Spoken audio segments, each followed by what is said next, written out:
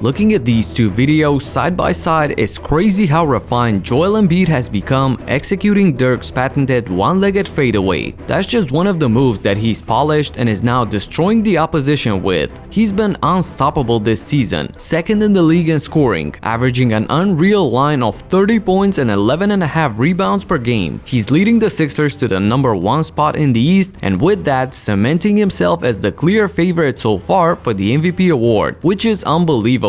But let me dive deeper and reveal Embiid's actual reason and motivation to get on another level this season. It's all because it became personal with him. Let me explain everything. What up everybody, my name is Stefan and this is Heat Check. Let's get into it. And it's no wonder that he hit Rudy Gobert with this move, and that it came as a part of his inhumane 40-point and 19-rebound game against Utah just a few days ago. The Jazz big man has a lot to do with Embiid's explosion this season, but before explaining the whole situation, let me show you the anger and revenge that Joel played with against Rudy. Just look at that bully ball on 2 straight possessions. Goes full force right at him, showing everyone how much more powerful he is, hitting the Stifle Tower with an earthquake and completely destroying it. Right here, I love the multiple efforts on defense as he contests Mitchell, and then the monster rejection, definitely saving a sure basket in the clutch. And since he's been killing the Jazz the entire game with jump shots from the block, right here sets the pick and opens up at that same spot, a great pump fake that Gobert bites on, and look at that room that he has as he goes inside and gets high up there for the dunk. And speaking of that, your boy can get up there as well, just not high enough to dunk it. Thankfully, I get to do it with Basketball Arena, the sponsor of this video. Not only is it a great game, but they're running a $50,000 contest at the moment. The more wins in a row without a loss, the higher up the rankings you go. If you finish in the top 10, you get in the prize pool. And since I've been playing the game for a while, let me give you some tips and tricks. Make sure you use the character's energy level strategically. Going up for a dunk is the most sure way of getting points, but it uses some energy. Then you can also dash past the opponent for the easy finish, and that uses some of it as well. Same with the long range shots, but if you use all of the energy too soon, your character's movement will decrease significantly, so you gotta be smart with it. You get help by using superpowers, and my favorite one is freezing the opponent so that I can get the ball and get an uncontested bucket. And you can add more and more as you get better and unlock them. So yeah, find me there with the username White Kyrie of course, and try to win as many games in a row as possible. It's hard to win a lot, so don't think that you don't have enough wins to get in the prize pool. Every win is important. First place gets $25K, then $10K, and all the way to $1,000 for 6 through 10. That's a lot of money, and I thank them for that and for sponsoring this video. In an ESPN article, Embiid expressed how he felt when Gobert was selected for one of the All-NBA teams over him last season. He said, "I agree that Anthony Davis had a better season than me. Jokic, that's debatable. But Rudy Gobert, no offense, but he averaged 15 points and 13 rebounds, and I had my 23 and 12, and that's kind of a big difference. I think my numbers were better, but people didn't want to vote for me because our team didn't do well. That's okay, because I will use it to motivate me, so there is no chance that anyone can make that mistake again." And this is the exact moment when Joel Embiid took it personal. So how did he respond?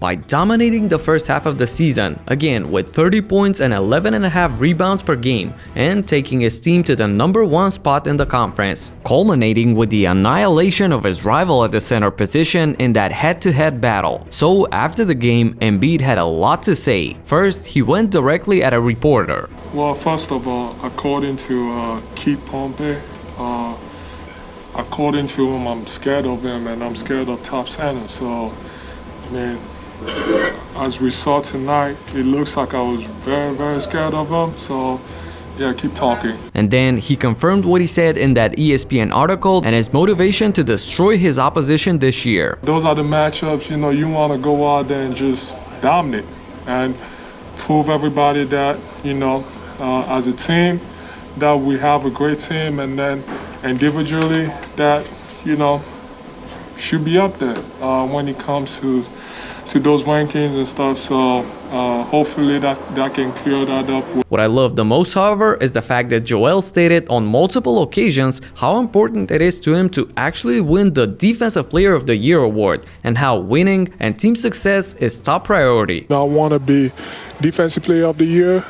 So those are the stuff that I got to do, especially going against, Rudy Gobert, who has been Defensive Player of the Year twice. Those are the games, you want to come out and prove it, that you deserve to be in a conversation, and that you deserve to win it. Do you think being MVP in the All-Star game will help your cause for MVP in the regular season?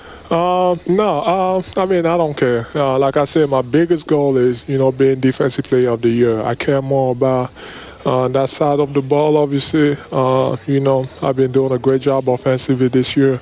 But those awards are not going to come by losing. We got to win games. We won the number 1 seed. So that's what we focus on.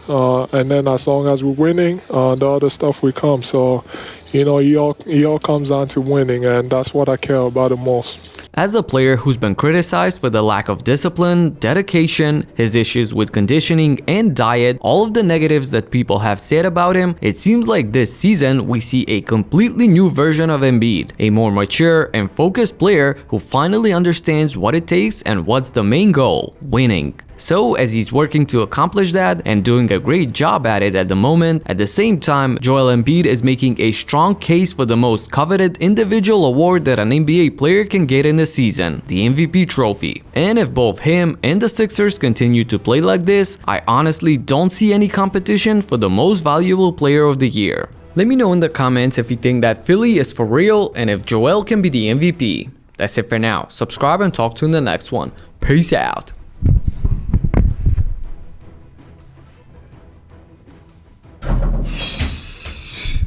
MVP, MVP, MVP.